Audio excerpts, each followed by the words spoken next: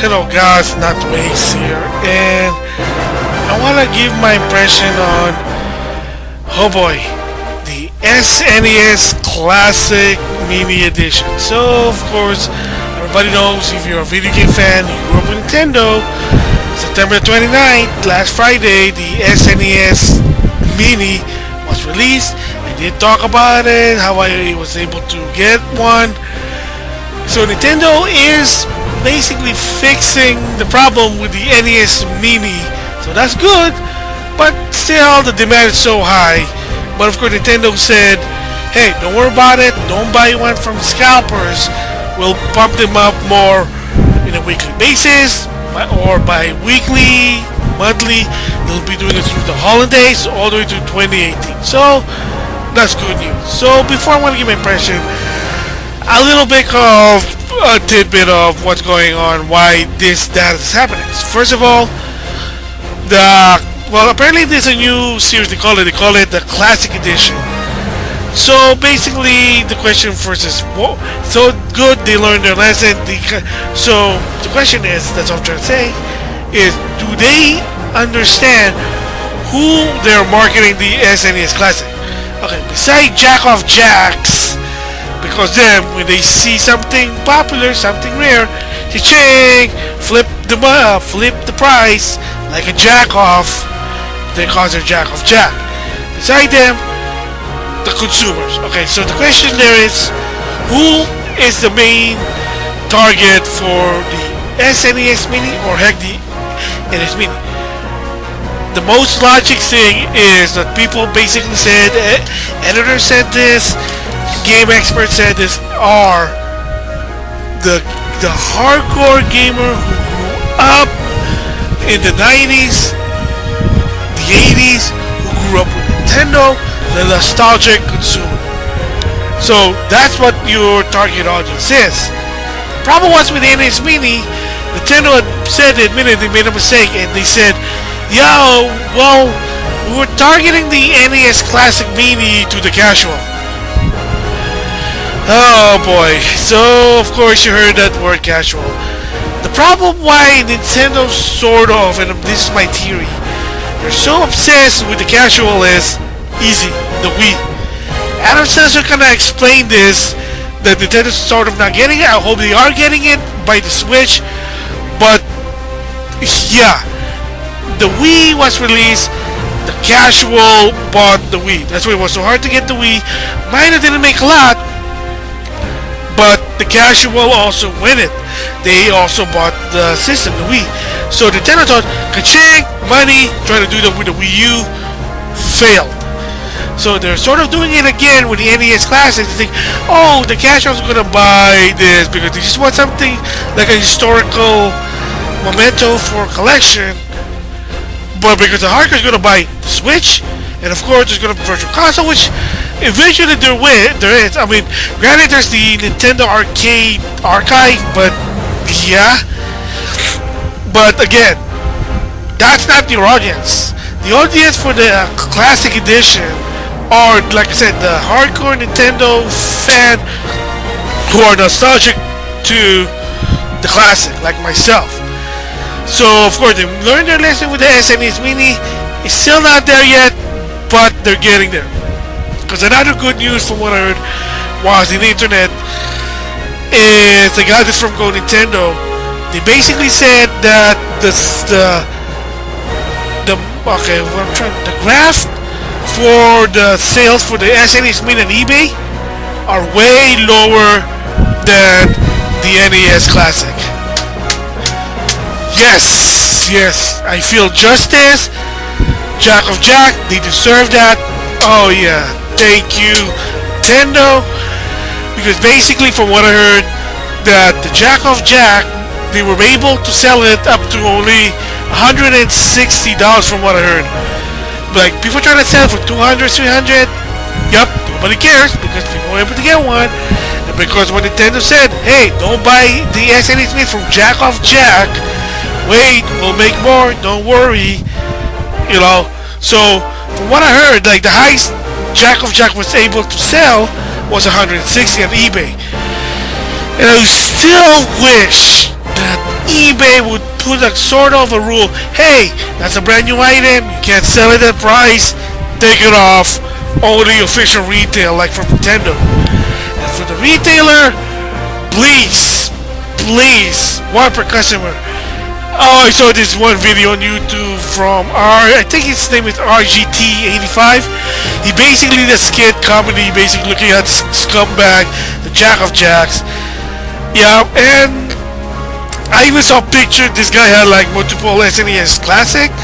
To those people who have bought more than one because you want to flip them, you're trying to make money, because who knows, you probably start getting a job, you rather, the only thing you know is trying to sell stuff because you're such a jack off. Yeah, you know what? Screw you guys, go to hell. And I know the rule is the first sales law. You can't really do anything about it because if someone bought it illegally, you really can't do anything about it. But hopefully Nintendo fixes this problem. eBay and retailers. Again, if you're a person who bought that one, maybe two, fine. Maybe one for you, one for your family. If you bought more than two, chances are you're a jack of jack, I'm sorry to say. And for you guys, screw you, go to hell. Moving on. So again, Nintendo's learning the lesson. Yes, that the SNES Mini are meant for the hardcore nostalgic. You kind of get the market there. Awesome. So now, with that said, my impression of the SNES Classic Mini. Is it worth $80? If you're a Nintendo fan, sure, because you're gonna buy it anyway. To the general consumer, it's kind of hard to say, especially if you don't know if you know the history of the SNES, then maybe again it's a good system of quick play. Hey, I want to play something really fast, virtual console game. There's sort of an equivalent to an Xbox Arcade, PSN game, like those small short ones, an indie game. That's for the virtual console. So maybe that, because remember, the SNES Mini can also do Suspend Saves. So there you go. So again, if you're a Nintendo fan, definitely yes. If you're a general consumer, maybe, but you get two controller. It's good to play with friends, and I mean, it has a good history in it. So I would recommend it if you can get one. It is good to play with your family, your parents, your cousins, your friends, because there are some two-player games there. So that's good. So is it good quality? Definitely. Again, remember, this is made and approved by Nintendo. I like the other one, the flashback, the plug and play. They're sort of okay, but some people have said there was some problem, like the reason Genesis Flashback has some music problem because it was made by third party. This is Nintendo with their Nintendo quality seal. So if you know it's from Nintendo, you know it's going to be good, because Nintendo always does quality all the time. So okay, so here's another big question. Is it basically like playing the old NES, SNES cartridge from this Mini? A little tricky, but when you play the game, it does feel like you're playing the SNES. During the 90s, when I played it, I felt like, wow, I feel like I went back to high school, junior high, the days when I still have a SNES. It was fun. The controller, it felt like I'm back to when I was a kid again. So yeah, it feels like you're playing your SNES. However, the games itself, you have to understand this, and this has already been confirmed. These are basically sort of virtual consoles. So what does that mean? If you don't know yet at this point, well, no surprise. The virtual console games are not based on the original cartridge. Like, what does that mean? It's actually, believe it or not, are emulators. Yes. So basically, emulator games you can also play it on your computer, iPhone, mobile games, etc., etc., etc. So they're basically the original from the NES cartridge or the the NES board. That's how you run the NES cartridge. That's why they're expensive. The R emulator. The SNES Mini, believe it or not, even the NES Mini, they are, believe it or not, are just emulator. Heck, you know the Kickstarter from Greg Babbage, the one that James, Pat, and the Game Changer basically promote.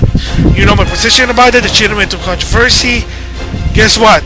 Even though it's a cartridge, believe it or not, it's an emulator. It's a ROM. Inside the cartridge, it's just a ROM. Put on a chip, put it on whatever board, and they can play on your NES. Same goes with the SNES Mini, and like I said, also the NES Mini. They are just ROMs. They're not the original, but they are ROMs. But just because they're ROM, it doesn't mean it's different. Not really that much. So there you go. So are they the advantage when they're using the ROM rather than the original one? First of all, I don't know how you can even do that, but you know, I don't know. Maybe it's possible, but again, they are ROMs, they are emulator. Believe me.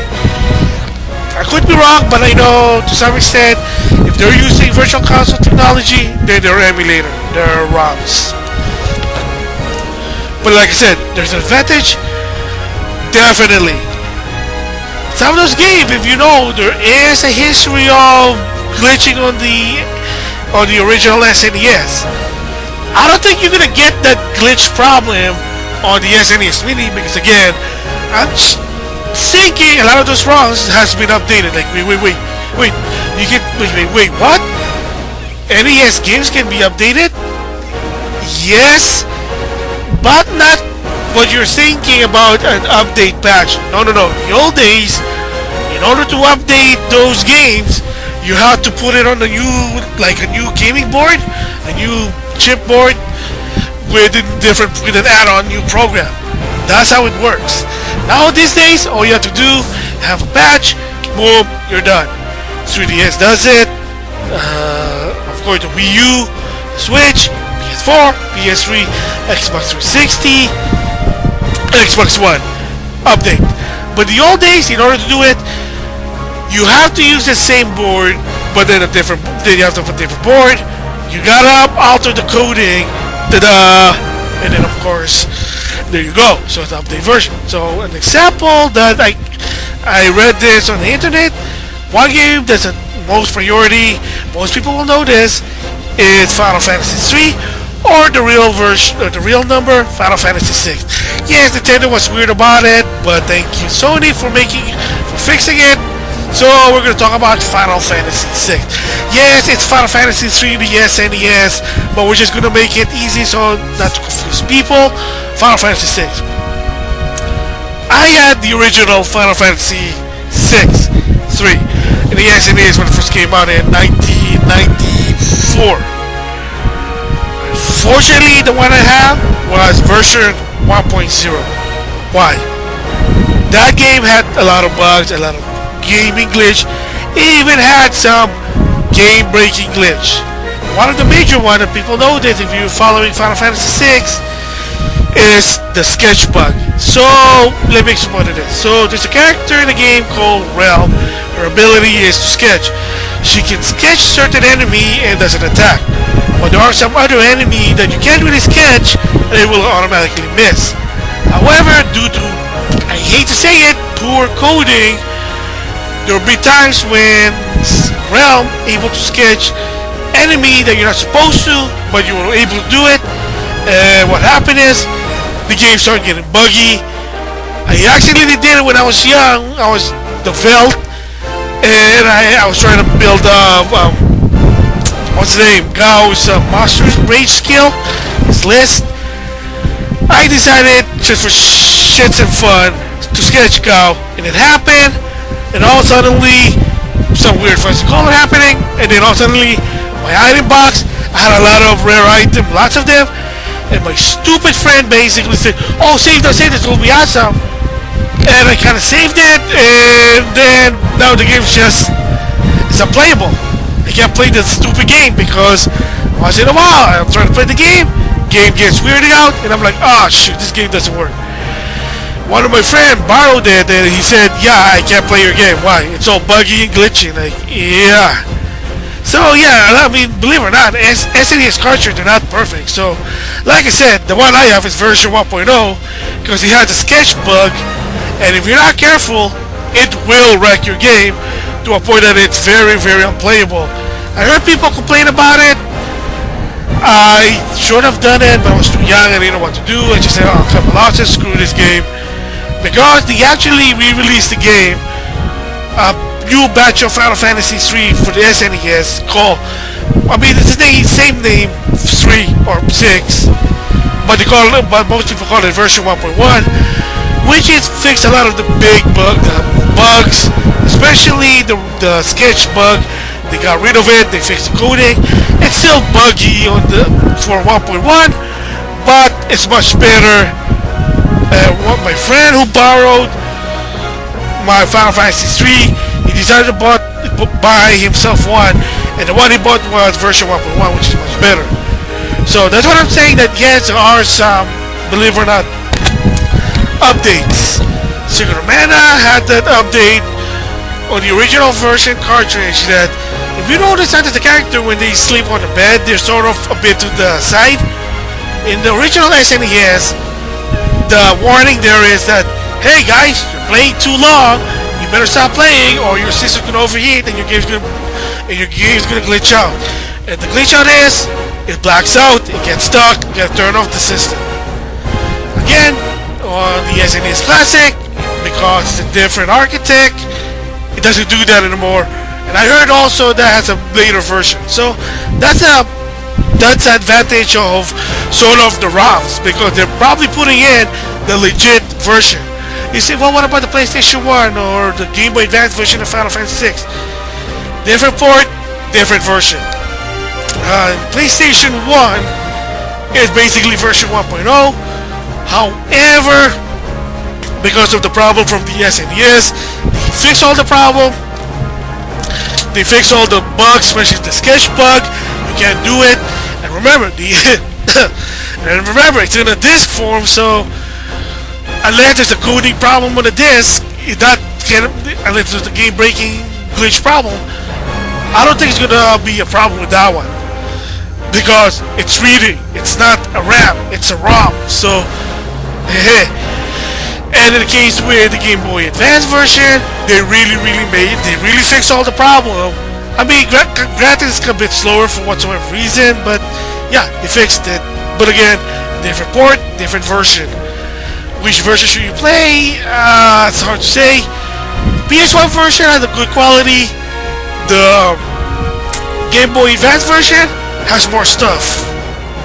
So you're gonna have to decide which one is which. Alright, so moving on from that, same goes with Secret of Mana. So I'm gonna assume a lot of those games are a later version.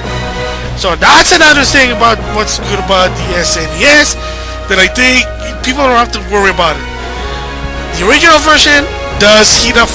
It does heat up, like any console. Problem also is you cannot play too long with the SNES, believe it or not. Especially if you don't take care of your system, that thing's gonna burn out. It's gonna start glitching your game. Happened to me. I was obsessed with my SNES, so I paid the price. My original one wrecked. Now it's just a paperweight. That's why I have the SNES Mini. Because one of the problem is the AC adapter. You cannot leave that on the plug. If you leave it, it heats up. The difference is, on the SNES Mini, you have a power cord. Power cord don't heat up. They're just a little like a socket when you put in a television, your fan. That's the difference. AC adapter, it functions differently. When you're not playing the game, you have to take it off. If you don't, it will heat up and it will burn out. And then, of course, you can't play your system. Another advantage with the SNES Mini is, you say you didn't plug in the power cord. Nothing's gonna happen when you turn on the system. You do it with the other one. Yeah, there is a problem. There is a problem. When you hook it up to the back of the TV, but you don't plug in the AC, when you turn it on, you hear like that weird flash. You're not supposed to let that happen, or your system's gonna break.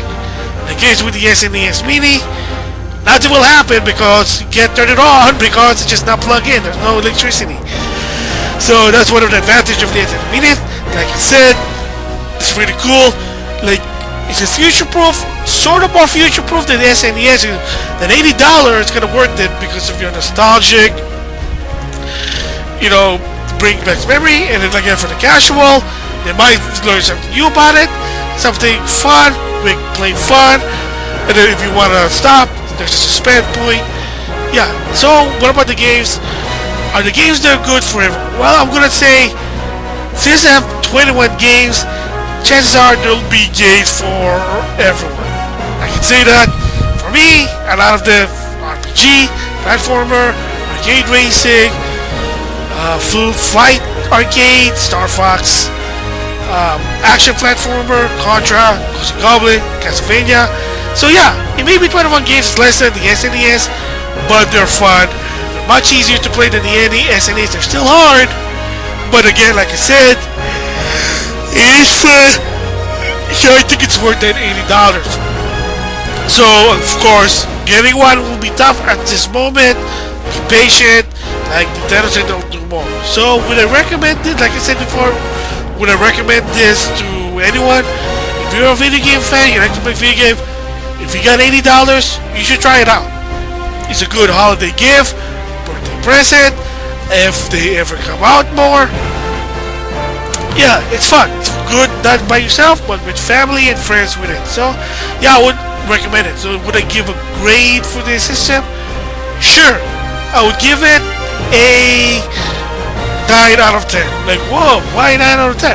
Well, the games there can be for everyone. You got your platformer, action game, your RPGs, flight shooters, and yeah. There's no, sadly there's no, and that's the reason why it's a 9 out of 10, because there's no sports games. So there's no football, or at least one football, maybe a basketball, whatever. But of course, are you really a sports fan, per se? And another one, why I give it a 9 rather than a perfect score, is some of the games that I don't agree to put it there. Like I said, why not put in Final Fantasy 4, Chrono Trigger, I know it's going to be cop-out, Super Mario All-Star should have been there. Instead of Kirby Superstar, why not Kirby 3, in my opinion? Why put it... Oh, well, again, there is a sports game. I just popped in my head. Kirby's Dream Course, putt-putt golf. But, again, probably rather have a Kirby 3 or an actual good sports game. Maybe soccer, maybe a basketball, maybe Ken Griffin baseball, who knows? So also the reason why it's so worth $80 is Star Fox 2. So they have a working ROM of Star Fox 2. Yeah, I heard it wasn't really that fun, but again, finally a legit way to play Star Fox 2. So there you go. So yeah, 9 out of 10. I would highly recommend it if you guys ever interested of getting the SNES Mini. Like I said, they'll make more. Hopefully you get one. So with that, thanks for listening.